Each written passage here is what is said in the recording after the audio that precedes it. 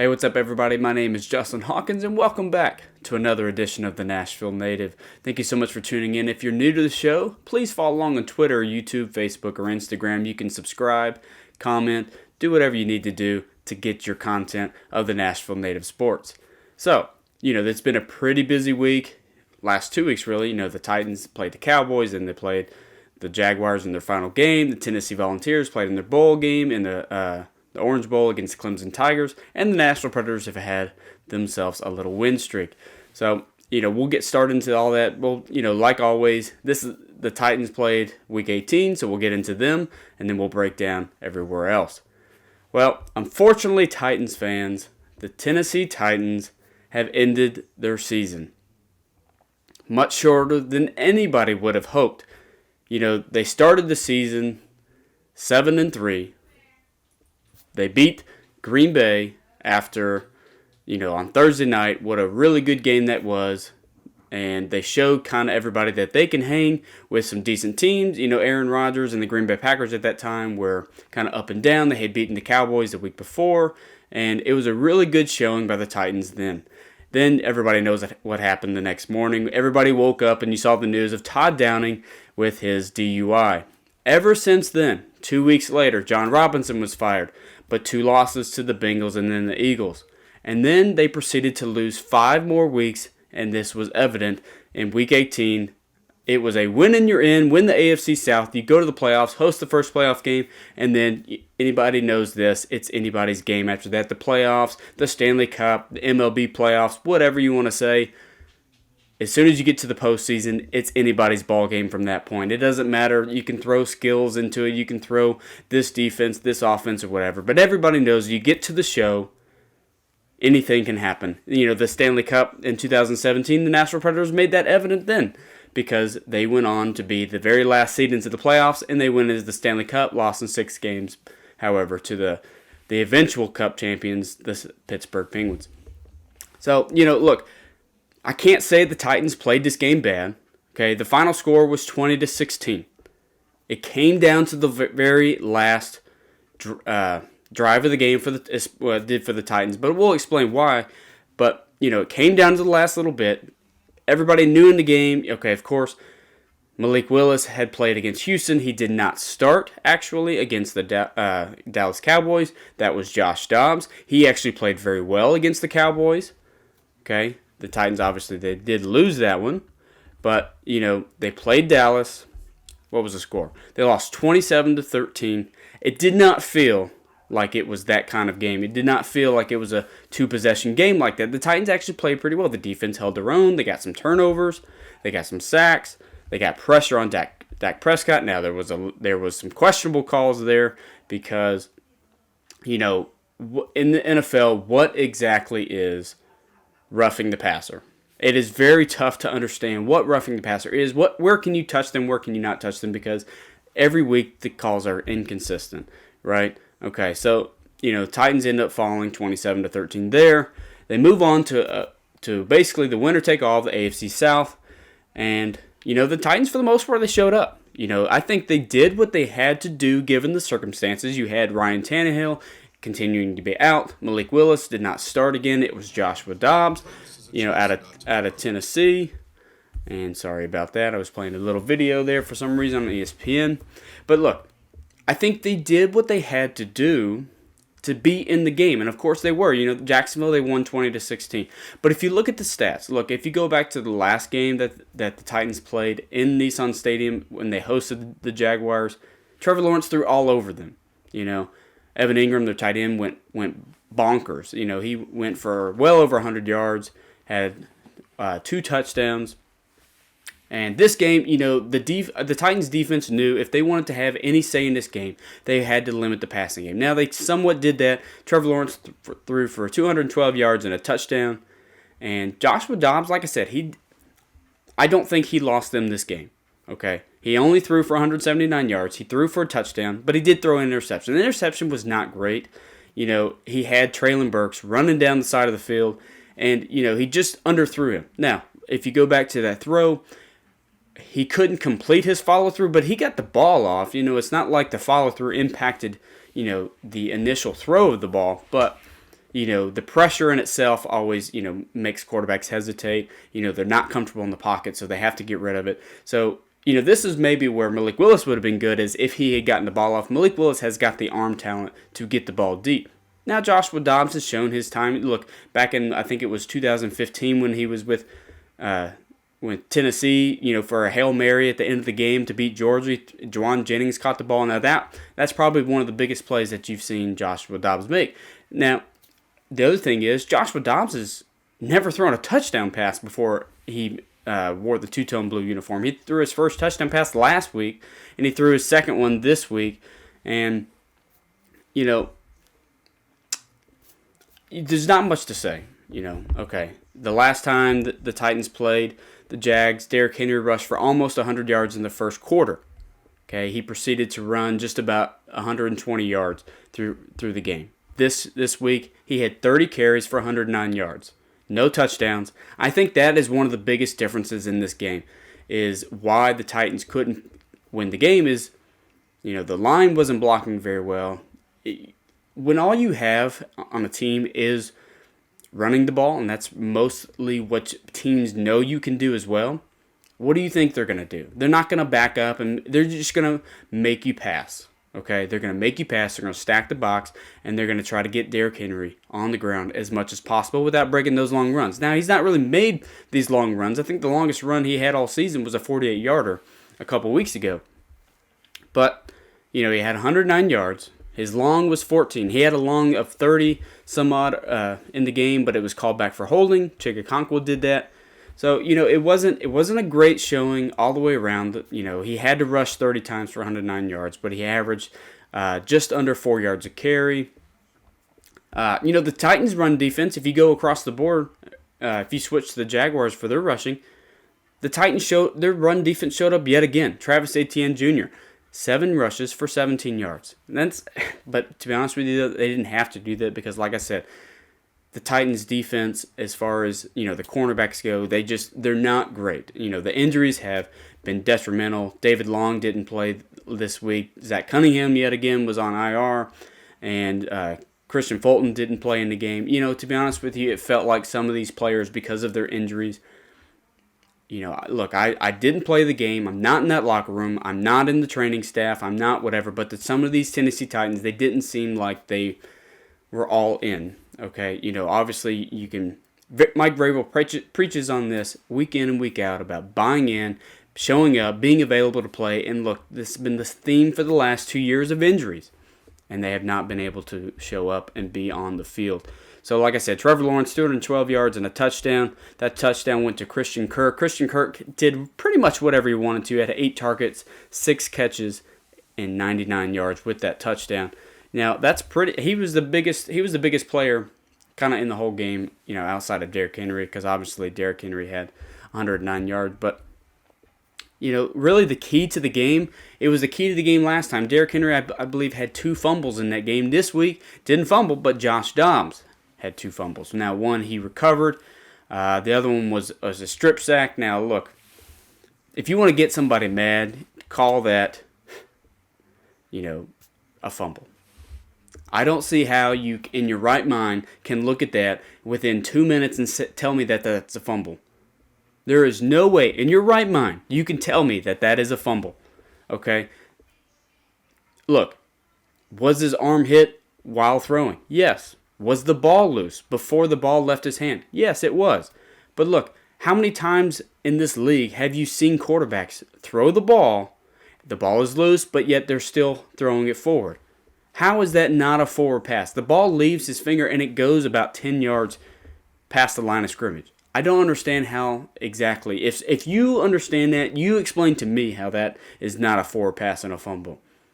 And the result of that is a scoop and score by Josh Allen of the Jags. And that really was the game there. You're looking at it, 4 minutes left in the game. Really all you have to do is run Derrick Henry. Okay, look, take that drive, for instance. That was the Titans' second to last drive. This is the drive that sealed the win for the Jags. And basically what happened is, they ran the ball.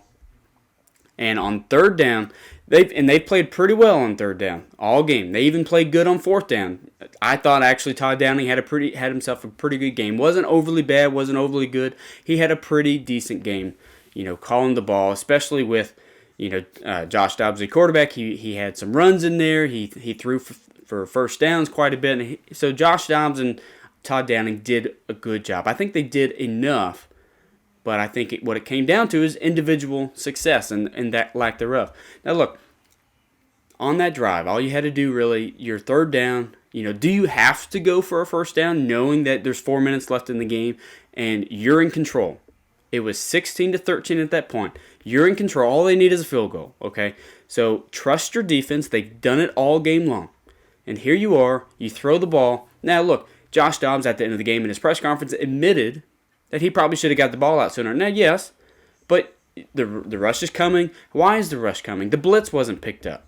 Okay, the offensive linemen, they all went right. They ignored the guy to the left. Nobody picked him up. Quarterback didn't point him out. The tight ends didn't pick him up. The linemen didn't pick him up. So nobody picked him up. So obviously, it's a group effort for that fault.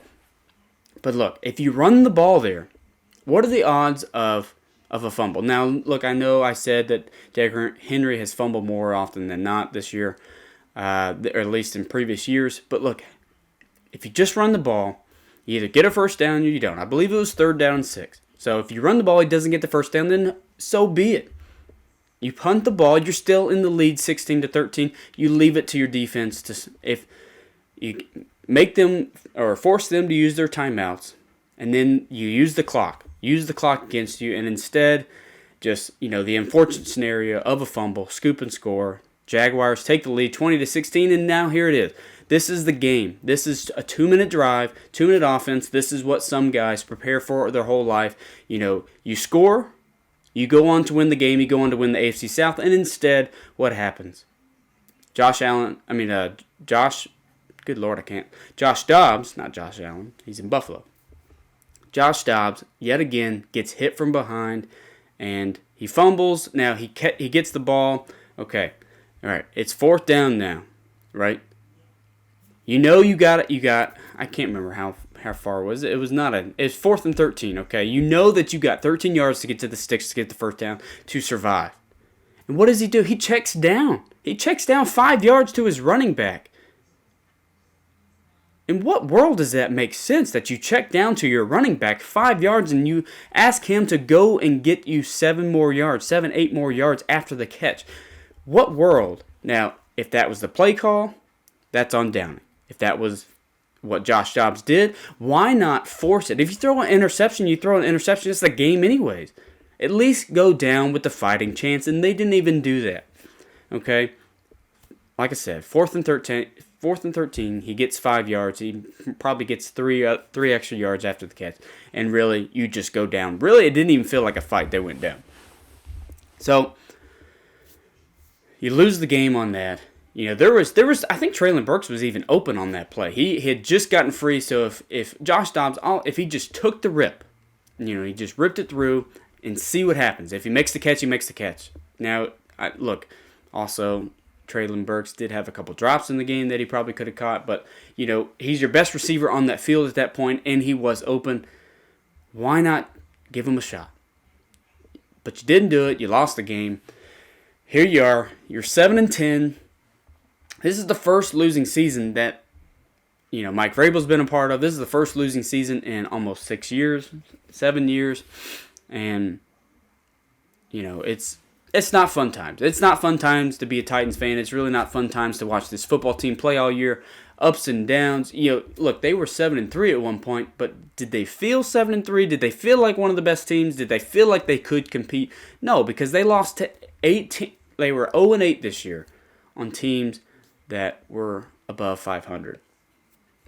That's not how you get to the playoffs, people. And it became evident as 7-game losing streak. Now you have to go into the postseason. You don't have a GM, and we'll share the good news. If some may not call it good news, but I'm pretty sure the majority of Titans fans out there will agree with me saying about Todd Downing. So we'll get that in just a second. But look, you go into the offseason, there's a lot to work on. Coming up on the show in the next few weeks, really up until April, it's going to be talking about GMs, it's going to be talking about coaches, it's going to be talking about, draft prospects, free agency, trades that they could do. But here we are, we're looking at a losing season and just kind of coping with the fact that, they've had this losing season because they've not had one since, 2015 or so. So, it's been a rough season. And, let's kind of dive into the aftermath of what is this season. So, like I said, John Robinson was fired after the Philadelphia Eagles game. If you want to call it the right move, you can call it the right move. If you want to call it the wrong move, you can call it the wrong move. I don't know. Look, all I know is he was one of the more successful GMs in the Titans' history if you're just looking at stats. Now, yes, he did have some bad drafts. He had some bad trades. He had some bad free agent signings. You had, Isaiah Wilson, who was the worst draft pick John Robinson's probably had. Then you go into trades. You had Julio. You have Robert Woods this year. Then you go into free agency, and you have, Jadeveon Clowney and Vic Beasley a couple years ago. None of these players have worked out, and these are all players that are supposed to help this team, and they just did nothing but. You even had Bud Dupree come in 2 years ago, and he's done nothing but injuries. So what can you do from this point? Now that you know you're going to have a new GM, what can you do from this point? I look at it as two ways, okay? No, I do not know who they're going to hire, who they're going to... Look, they came out yesterday during the day who they're going to interview. They got some people from the 49ers, the Bears, the Browns. So I don't know who they're going to hire. Now, going the 49er route, that's not a bad idea because they've drafted well, they've signed well, they've played well, they've coached well. They've done everything pretty well lately the past few years in San Francisco. So, I don't know which route they're going to go. But if it's me, you've got one of two options if I'm the new GM. I look at it as, one, you can just start from scratch. You get rid of Tannehill, you get rid of Bud Dupree, you get rid of all get rid of all these free agents that are really just doing nothing for you, or these people who you have under contract but they're just doing nothing for you, like Bud Dupree, he's a great idea, but the linebacker cannot stay healthy to save his life. And is that attributed to his knee injury, or is that attributed to the strength and conditioning and the nutrition staff here in the Titans? I don't know, but 2 years straight of bad injuries gets quite annoying. Gets quite annoying that you can't keep your people healthy on the field. And, here we are. Same old story, same old rhyme and rhythm. But, so, two options in the way I see it for a GM. You rebuild, you get rid of these free agencies, you try to get rid of, you try to go through trade. I don't want to say this, and so please don't take my word for it, but it may be time to look elsewhere for Derrick Henry.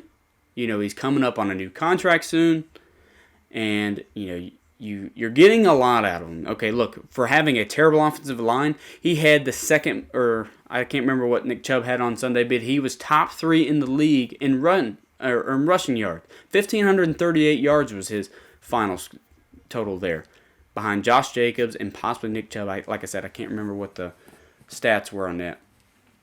But, so he did well for a bad offensive line, but really, if you think about it, this team doesn't have a lot of cap space going in next forward if they stand pat, which is about $10 million or so. There's not a lot of room to improve, and they need improvement on that offensive line. If nothing else, offensive line needs to improve. So, with that story, you rebuild, you kind of retool, you see what you can get for players, you see what kind of cap space you can create, and you kind of start anew. Now, you may be bad for a couple of years, but maybe Malik Willis is not your quarterback because obviously he's shown that he is not ready at all. Maybe not ready next year, maybe not ready the year after that. He doesn't look like he's comfortable. He doesn't look like he quite knows what to do. And he just doesn't look like a great quarterback. Now, I'm not going to write him off at this moment, but I'm just saying, if Josh Dobbs comes back with the Titans after this season, he's your backup, not Malik Willis.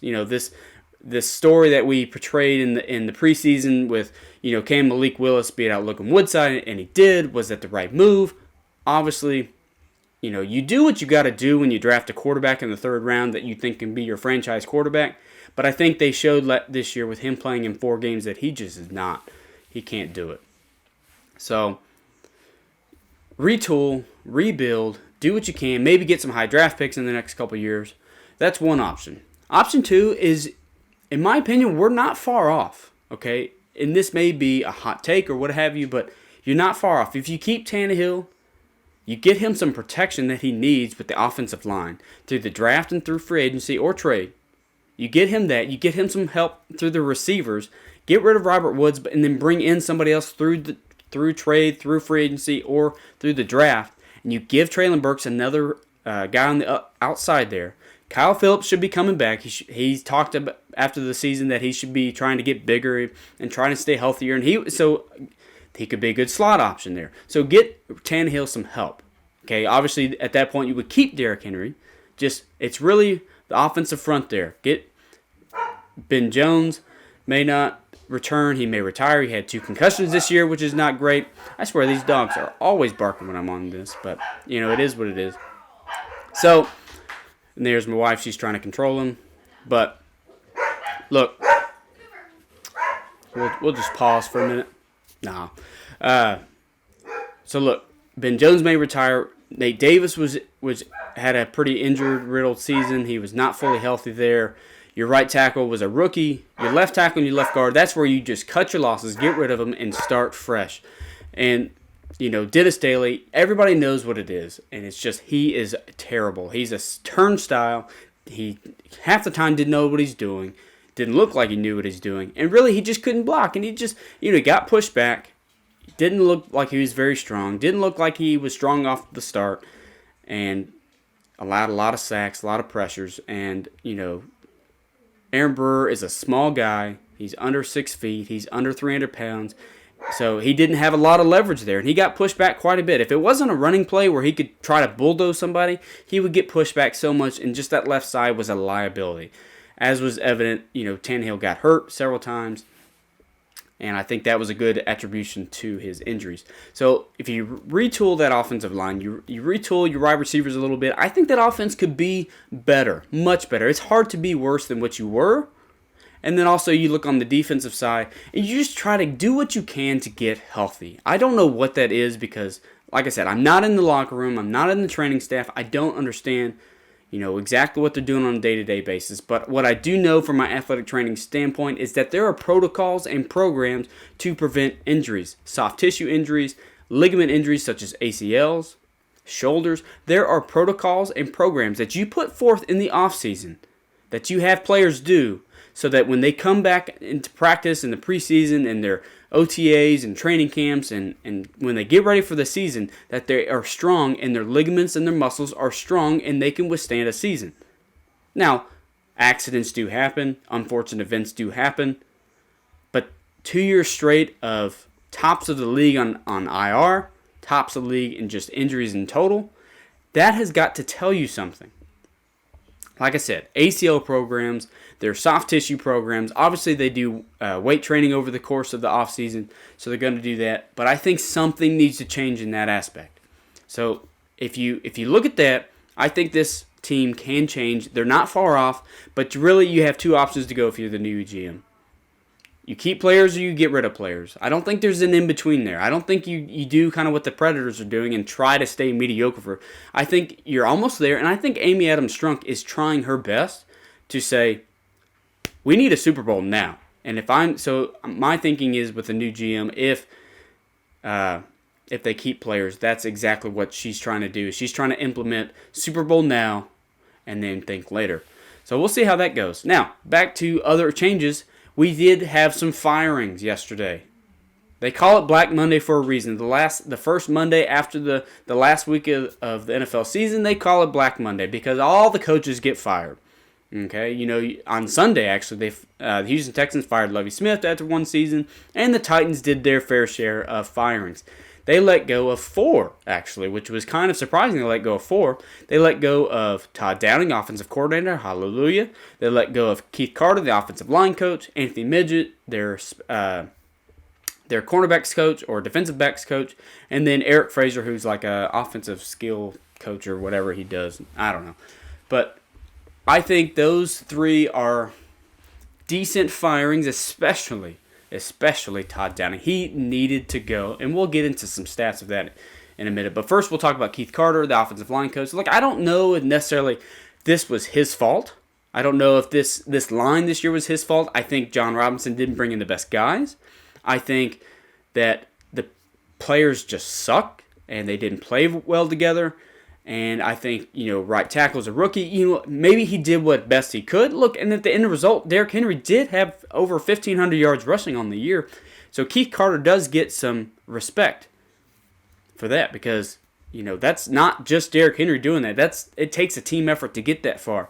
So I think, I'm not sure that it was quite, but somebody has to take the blame at the end of the day. And I think that's what Mike Vrabel and Amy Adams-Strunk did is, this line was so bad this year, somebody's got to take the blame. And unfortunately, Keith Carter is on the tail end of that.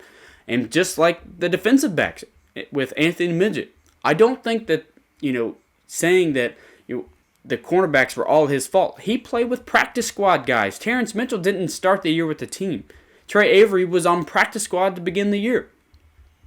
It was Christian Fulton, Caleb Farley, Roger McCreary, and then whenever Elijah Molden came into the mix. And of course, who did you finish with? You didn't finish with any of those starters. Caleb Farley went on IR before his back. He had surgery. Roger McCreary did finish this season. He was the only one to finish and play all year. Elijah Molden came and gone. Then you had Christian Fulton, who couldn't stay healthy for the year. So, it's not all his fault. But again, somebody's got to take the blame. And you can't always put it on the players. You can release players. And in this case, they're releasing Anthony Midget. Like I said, somebody's got to take the blame. He took the blame. Here we are. You start anew. And, we'll see where it goes. But for Todd Downing, it's not a good look when you get a DUI, you lose 7 straight. You can't put a good offense on the field. And, the narrative all seasons was a tale of two halves. And that is exactly how 17 games on the season was. It was a tale of two halves. How many points did they score in the fourth quarter all season? 34. That's it. 34. That's not even... You would expect that maybe in one game. 34 points in the fourth quarter altogether. The Titans offense ended up averaging 17.5 points on the season. How ridiculous is that? If you go back 2 years ago when Arthur Smith was the offense coordinator and then eventually obviously he's the head coach at Atlanta, he averaged 31 points a game, 31 plus points a game. Todd Downing takes over and he goes from a number 2 offense all the way to a 17th offense, which around 20 points a game. That's ridiculous. And then what does he do to follow that up? His job's on the line all season. Everybody's calling for his head. What does he do? 17.5 points a game, 34 points in the fourth quarter all year. I mean, you can't say that that's the players all season. Now, look, you got fumbles, you got turnovers, you got interceptions. That's not on Todd Downing. But 34 points in the fourth quarter and 17.5 points all season does not get you anywhere on offense. There's similar players to that team that was 2 years ago. Yet they scored 27 points once this season. That was the highest total they got, which was against Green Bay. Then, of course, he got too happy, got a little drunk, got a little in trouble. And I think that was also part of the firing, too. Maybe Mike Vrabel wasn't, he kind of defended him all season. And, maybe that was part of it, too, was that, you get a DUI. That's a bad look for a team. I think that was part of it as well. Do you really want to keep somebody on your team who has this now history? So here we are. Todd Downing is out. New OC. New GM. Okay, the other two are replaceable hires, of course. Now you're going to look into new OCs. And, just like the GMs, this will be on discussion in the next few weeks as we get into some candidates, who's getting fired, who's getting promotions, and what have you. We'll be looking into this, so we won't get in too far. But, breaking news, if you were aware yesterday that Todd Downing is out, hallelujah, with as well as Keith Carter, Eric Frazier, and Anthony Midget. So this team definitely will look new in Mike Vrabel's press conference yesterday, speaking on how this team will go. It seems like he wants fast players. Not sure how that equates to this offense per se, but you've got Derrick Henry who runs the ball. What does fast mean? Does that are you looking more of a committee running back, a faster running back to complement Derrick Henry? Looking for really fast, speedy receivers. What are you looking for in that? Didn't really get too specific. Obviously, that'll get more specific as you get draft breakdown as free agency comes and what have you. So we'll break down most of these things as the weeks come on. So, like I said, Tennessee Titans lose 20-16, fall to the Jacksonville Jaguars. They lose the season series. That's actually the first time since 2005 that has happened. It's been the Titans who have swept the series more often than not, obviously. They lose the AFC South. They did not get their third in a row. They get their first losing season since about 2015, about 6-7 years. And they're looking into the offseason already. They're going to sit on the couch, go golfing, whatever you want to do to watch your playoff games. So here we are. Now, let's move to the Nashville Predators. There's actually been some good stuff to talk about with the Nashville Predators. They are on a 4-game win streak, which is nice. And Philip Forsberg has played well. UC Saros has played well. Actually got a shutout last night against the Ottawa Senators. So maybe this Predators team is... Have they heard my message? I don't know. Look, I still want them to rebuild. I don't think this team is good enough to win a Stanley Cup or anything like that, have postseason success this year. I just don't think it's going to happen. Nonetheless, they are on a little win streak, and they're playing good. They're playing good power play. They're playing good defense. They're having, they're scoring. Philip Forsberg has had a couple hat tricks in the last few weeks. His total is up to 16 goals now. And this team is looking more complete. They have the Maple Leafs coming up on Monday, or it's Tuesday. That is not what I meant. They have the Maple Leafs coming up tomorrow. Yes, today's Tuesday. Tomorrow's Wednesday. Don't know why I said Monday. But they have Maple Leafs in Toronto coming up. But like I said, they've played well. Last week they played Montreal Canadiens at home. They won 6-3. They went 2. Then they had a really hard road trip that they have. They have one more game after the Maple Leafs in their road trip. So like I said, they went to Carolina, one of the best teams in the league. They won 5-3. A tough win, but they grinded it out. Then they went up to Washington the night after with backup Kevin Lankinen, and they won 3-2. Capitals are also one of the better teams in the league. They won 3-2.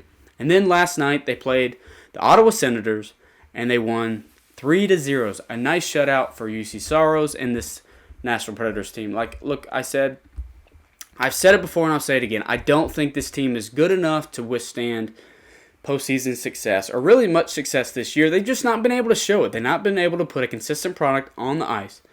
But that doesn't mean that they can't improve, and they have been. Like I said, Forsberg has had a couple of hat tricks. He's averaging in 39 games now. He's got 36 points, so his average is going up. Roman Josi is coming along. Matt Duchene he scored last night. No, his goal was called back, actually. My bad.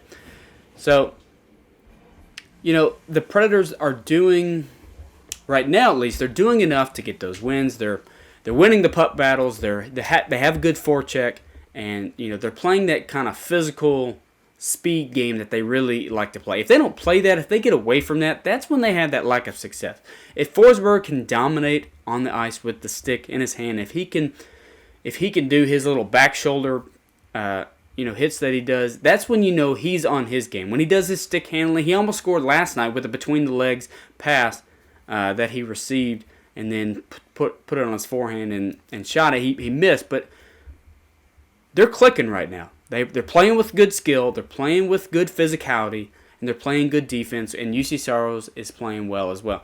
So, the other day, they played the Hurricanes. The Hurricanes had 64 shots that UC Saros saved.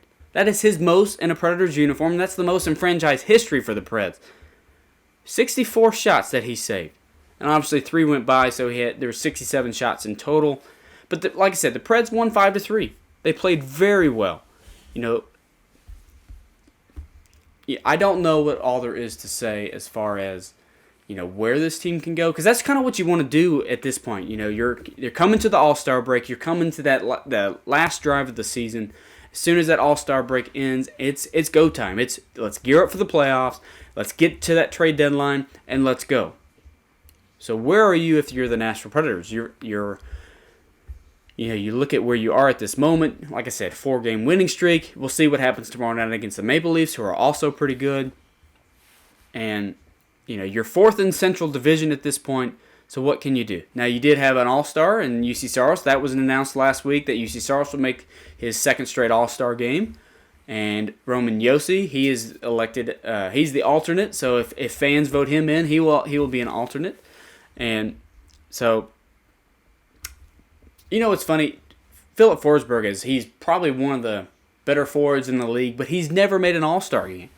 What kind of sense does that make that, your best forward on your team has never made an All-Star game? He hasn't put together a good enough season throughout the whole season to make an All-Star game. And that's, it sucks for him. It sucks for the team because I think he is highly recognized as a good forward, but he just hasn't gotten the job done. But now this season, he had a slow start. Like I said, 16 goals.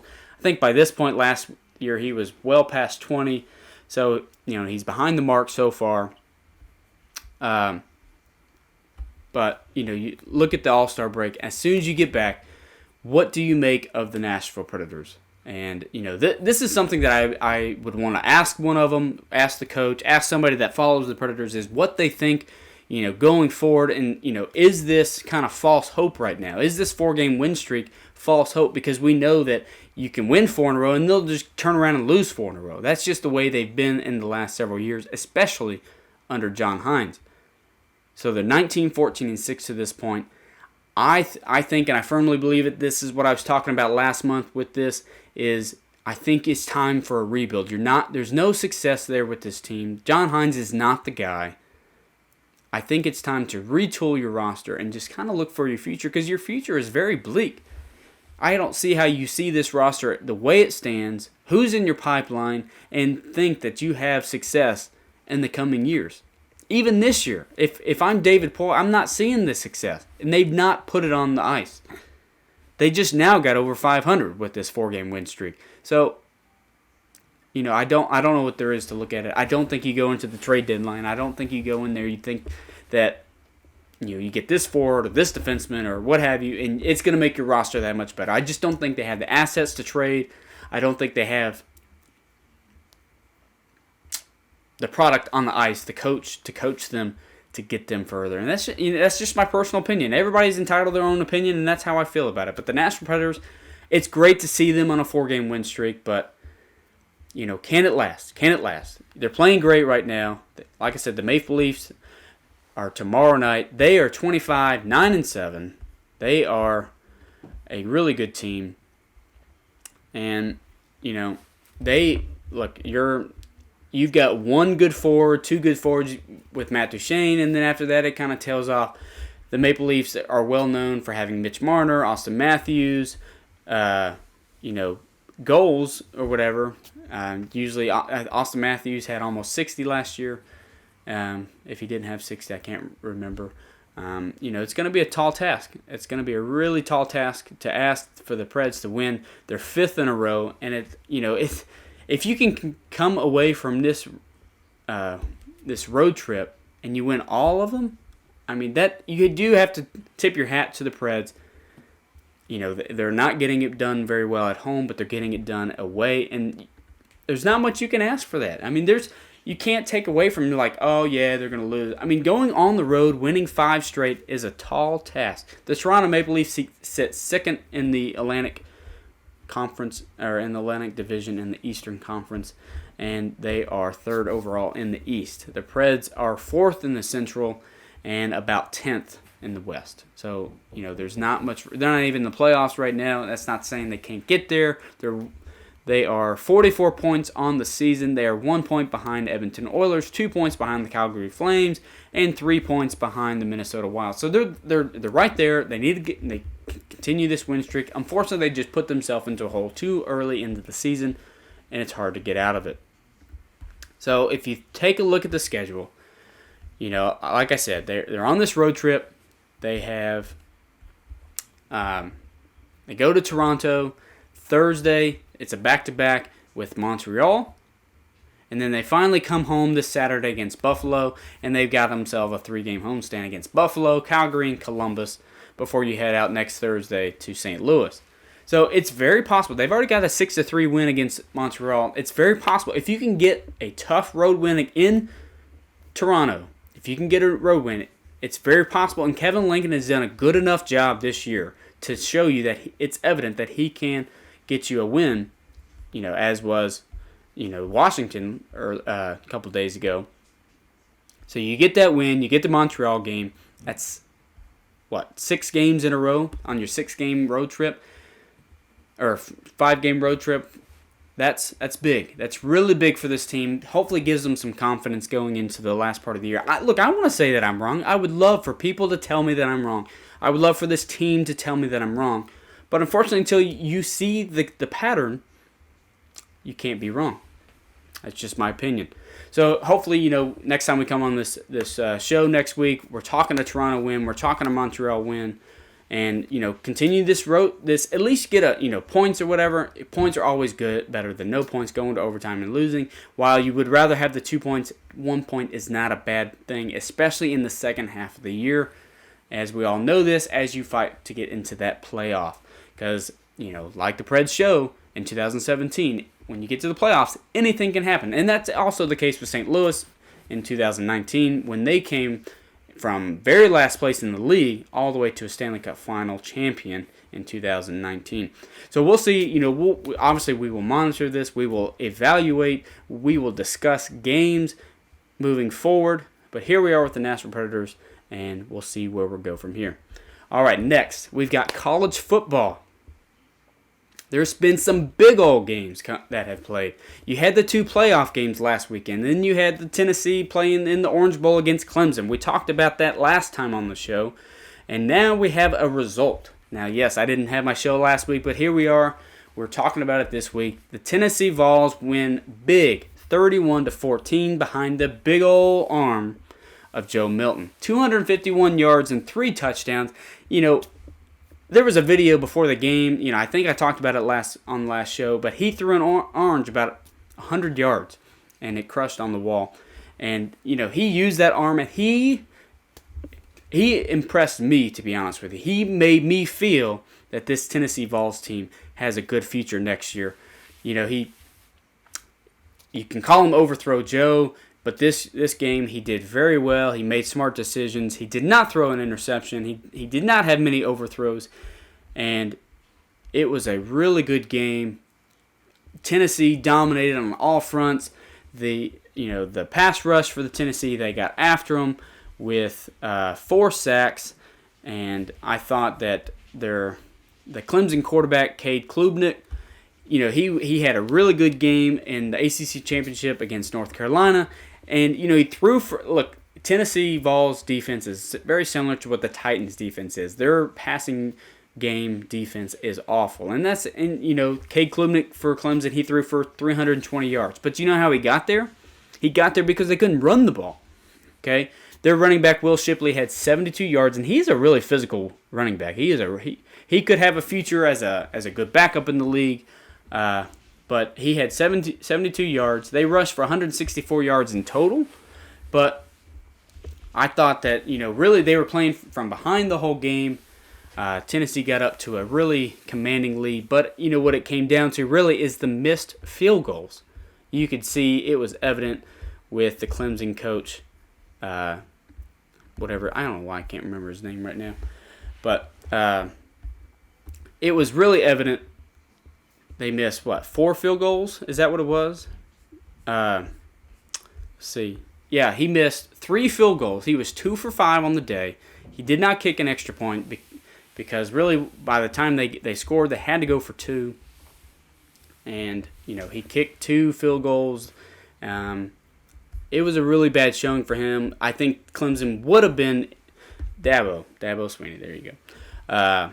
I think if he had maybe the game would have been different. Maybe Clemson would have had a bigger momentum into the game, but they just couldn't establish momentum because of those missed field goals. Every time they got close into field goal range or into the red zone and Tennessee stopped them, they were disappointed with the missed field goal. And Tennessee took advantage of that. like I said, 251, 3 touchdowns for Joe Milton. Jalen Wright had 89 rushes. Jabari Small followed that up with 38 yards and a touchdown. And then you look at the receiving. Squirrel White had 9 catches, 108 yards and a touchdown. Now Jalen Hyatt didn't play and Cedric Tillman didn't play. Both are headed towards the draft. But this was a good look at what your receiving core is going to look like next season, minus some freshmen and stuff that is going to come in through recruitment. But Squirrel White had 9 catches, 108 yards, and a touchdown. His biggest was that 50-yard bomb that was laid right into the lap of White. And then you had Brew McCoy. He'll be back next year. You had Ramel Keaton. He also had a touchdown. And then your tight end, Princeton Fan. He didn't really have to do much. But I thought Tennessee played a pretty good, complete game. They forced 2 interceptions by Klubnik. They had the 4 sacks. And, I thought they played well. They played well enough. And I think they showed you, even though Hendon Hooker was not playing in the game, I think they showed you, that they could be, that they are one of the top teams in the NCAA. And they should have definitely been ranked over Alabama. That is an opinion base, but it's not just an opinion. That is a fact. The 5th-ranked Alabama lost to the 6th-ranked Tennessee, in their annual third Saturday in October. And it didn't make sense, but, it gave you an Orange Bowl. It gave you an exciting Orange Bowl. It gave you an exciting game to look forward to the future. I think Joe Milton will have a really good season next year, as long as he works on that arm talent. And, he works on the decision-making. I think Tennessee, they retool their offensive line, retool the receivers, and their offense is kicking on all cylinders again. And I think that's what you have to look forward to if you're a Vol fan. And, we'll see where it goes. Do they get back to they finished the year 11-2. That is one of the best years that they've had probably since, the Peyton Manning era and the T. Martin era and the 98 and 90s, early 2000s. That's the best that they've seen. Can they get back to that? It's going to be really tough. They're going to have to have a good recruitment, and, we'll see how it goes. But I think that Tennessee proves that they can be right back at it next year. Do they compete for a national championship? Well, if they didn't lose to South Carolina, they probably were competing for a national championship. So you'll see how it goes. Hendon Hooker proved to you that he was the guy. Can Joe Milton prove that he is the guy? And this game, it gave you a slight tidbit that he possibly can be. So, now in other news, you had just the playoff. You had Michigan losing to TCU. Then you had Georgia beating Ohio State. So, you had the TCU-Georgia matchup, which was last night. That completed in embarrassing fashion almost by TCU. But, yeah, those playoff games were great games, except for the national championship, which is unfortunate. But the TCU and Michigan game came down to the wire. They both scored over 50 points. Then the Georgia and Ohio State game, it came down to the last field goal of the game. 42-41 was the final there for Georgia, with a missed field goal at the end by Ohio State's kicker that that he felt terrible about. It wasn't just a wide left. It was a terribly wide left. I mean, it was, if a barn was straight, he hit the woods on the left is kind of where he went. And he just hooked it, and it just sailed. Georgia, they squeaked away with the win there. Georgia was obviously the better team. They were the better team in the playoffs, and they were the better team all year. They showed that to you, and they really showed it to you last night by a whopping 65 to 7. I mean, it was very, very, very uneventful game last night, and Georgia's now back-to-back champions. They ran over the SEC, they ran over Alabama, they ran over Tennessee, they ran over Kentucky, Florida, whoever, everybody in the SEC. Can they do it again? They proved to you that they can win and be basically what Alabama has been under Nick Saban. They've proved to you that they can win and then recruit and win again. Now, can they do it again? This is a very, very challenging league. SEC, it can give you anything, but I saw a glimpse of what Georgia's schedule is like next year, and their toughest opponent is Tennessee, but this time it'll be at Neyland instead of in Georgia, and I'm not confident that I am pretty confident that Georgia will be right back number one. They'll be number one all year. They get back to the playoff, and we'll see from there. That may be their toughest competition is when they get to the playoff. But, Georgia took care of business, 65-7, like I said. Max Duggan, he did what he could all year to get them to that point, but unfortunately, Georgia was just too much to handle. And that started from the beginning. They forced interceptions. I think he had 3 of them. They forced fumbles. They did what they wanted. What I love about Georgia is their tight ends and their just passing game in general. Okay, they didn't score a lot of touchdowns in the beginning of the season, but they really ramped it up as the season ended.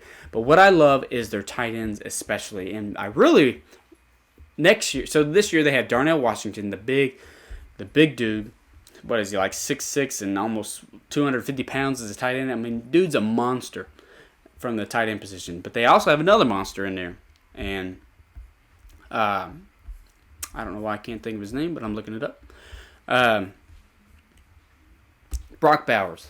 That dude is a Sunday NFL player, all day, every day type of player, and he could do it now if he wanted to. But unfortunately, he's just a sophomore, so he's got one more season. But the dude is a beast.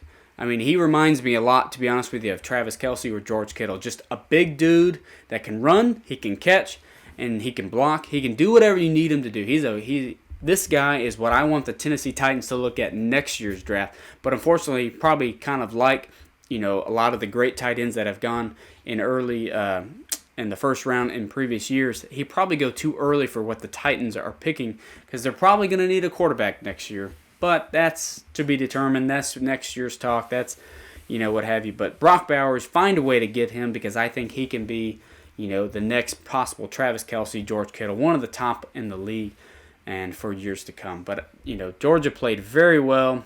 They played like a national champion, and they have players returning. They have players going for the draft. They have players coming back in the recruitment, and I think they will definitely be back. So, there's a lot of excitement to look for in national football or that's football league. There's a lot to look forward to in college football in the SEC. They show you once again why the SEC is the top conference in the NCAA. You have the Big Ten, you got the Big 12, the Pac-12, the ACC. They're all good programs and good conferences, but SEC is just another animal. They do it time and time again. There's a reason why SEC wins the champions many more, and there's a reason why they have more top 10 teams at the end of the year, every year. They're a different animal. They recruit, they get the big guys, they get the good dudes, and they're just too much to handle. They're too physical. They're too strong. They're too fast. They're too everything what you can imagine. And going into the draft this year, you've got Bryce Young, who's probably the first quarterback that's going to be taken off the board. There's a lot of players to get in the SEC through draft picks. There's a lot of excitement to look forward to in most of the SEC schools. Vanderbilt, they did okay this year. They're just not great. I mean, I'm not a huge fan of them. I don't really like talking about them because I don't know much about them. I don't really follow them. I don't follow Tennessee as much either, but, they're more of a hot topic than Vanderbilt is in this state. But there's a lot to look forward to if you're an SEC fan, if you're a Tennessee fan. I think, Josh Heupel has put this Tennessee team where they can succeed in the near future.